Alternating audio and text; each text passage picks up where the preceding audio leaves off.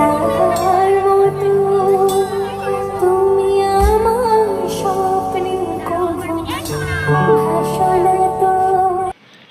আজকে একটা ভিডিও নিয়ে চলে এসেছি বং স্টোরিজে। রিসেন্টলি দেবলীনা নন্দীকে নিয়ে চারদিকে প্রচুর গসিপ হচ্ছে, প্রচুর কন্ট্রোভার্সি চলছে যে দেবলীনা নন্দীর মতো একজন সেলিব্রিটি পার্সন, যার মানে পয়সার অভাব নেই, যার ফেমাস বা পপুলারিটি প্রচুর রয়েছে, তারপরেও সেই মানুষটা কী করে অ্যাটেম্প টু সুইসাইড করতে পারে। আচ্ছা, একটু বলে রাখি দেবলীনা নন্দী কে আসলে। দেবলীনা নন্দী একজন সিঙ্গার, যিনি খুব কম বয়স থেকে গান শেখা শুরু করেছিলেন এবং প্রায় 20-25 বছর ধরে গানের জগতের সাথে যুক্ত। সত্যি খুব ভালো গান গায়। মানে দেবলীনা নন্দীর ইউটিউবে সার্চ করলে মিলিয়নের ওপর সাবস্ক্রাইবার আছে, ফেসবুকে মিলিয়নের ওপর ফলোয়ার রয়েছে। গান অসাধারণ গায়, গলা অসাধারণ। যে কোনো ধরনের সিঙ্গারের গান, যে কোনো ধরনের গান তিনি গাইতে পারেন। বাংলা গানগুলো অসাধারণ, জাস্ট অসাধারণ। সেগুলো ভক্তিগীতি হতে পারে, শ্যামাসঙ্গীত হতে পারে, রোম্যান্টিক গান হতে পারে, রবীন্দ্রসঙ্গীত হতে পারে, যে কোনো ধরনের গান। তো সেই দেবলীনা নন্দী তার ফেসবুক এবং ইউটিউব সোশ্যাল মিডিয়ার থ্রু, যেহেতু অ্যাজ এ ইনফ্লুয়েন্সার, তার তো একটা যথেষ্ট পপুলারিটি রয়েছে, ফেমাস পার্সন, এবং যেহেতু তার গানের জগতে তার যথেষ্ট সমৃদ্ধি রয়েছে, তো তার অ্যালবাম বেরোয় এবং সেগুলো যথেষ্ট হাই ডিমান্ডে থাকে।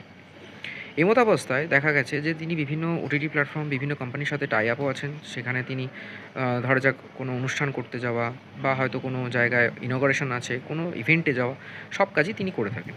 তো তার একজন পাইলট বন্ধুর সাথে বহুদিনের সম্পর্ক এবং তিনি বিয়ে করেছিলেন 2024 সালে। মানে সংসার, গান সবই চলছে। এমতাবস্থায় হঠাৎ করে পরশুদিন রাত্রির 1টার সময় ফেসবুকে একটা লাইভ করে এসে বলল শেষ কথা, এবং তিনি বললেন যে হয়তো তিনি আর বাঁচবেন না, হয়তো তিনি এই লাইভটা যখন স্ট্রিম হবে অনেকে জানতে পারবে যে তিনি হয়তো আর নেই। মানে তিনি অ্যাটেম্প টু সুইসাইড করেছেন, অনেকগুলো ঘুমের ওষুধ খেয়েছিলেন।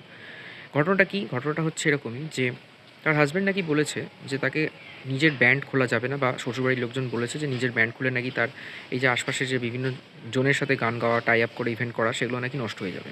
এটা তাকে বোঝানো হয়েছে।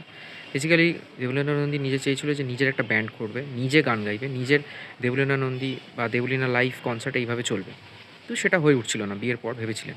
তারপর আবার কী কথা উঠলো যে তার মাকে নাকি ছেড়ে দিতে হবে। কেন না, ইউজুয়ালি তিনি মাকে বা শ্বশুরবাড়ির সবাইকে নিয়ে একসঙ্গে চলতে পছন্দ করেন। যে মা ছোটো বয়স থেকে তাকে গানের জগতে জেদ নিয়ে তাকে গানটা শিখিয়েছেন, কন্টিনিউ করেছেন, সেই মাকে বলছে ছেড়ে দিতে। মানে গত মাস পর্যন্ত তিনি তার মাকে নিয়ে বিভিন্ন ইভেন্টে গেছেন, রেকর্ডিংয়ে গেছেন, যে তার মা গেলে তার রেকর্ডিংটা ভালো হয়। কিন্তু তা সত্ত্বেও দেখা গেল যে তাকে বলা হয়েছে যে তার মাকে ছেড়ে থাকতে হবে। কেন না, তার মা কম শিক্ষিত, দেখতে ভালো না, গায়ের রং কালো, এবং এটাও বলা হয়েছে যে তার মা বিভিন্ন ইভেন্টে বা কোনো ফ্যামিলি গ্যাদারিংয়ে মুখের ওপর যেটা মনে হয় স্ট্রেট ফরওয়ার্ডভাবে বলে দেন। সেটা হয়তো তার শ্বশুরবাড়ির লোকজনদের মান সম্মানের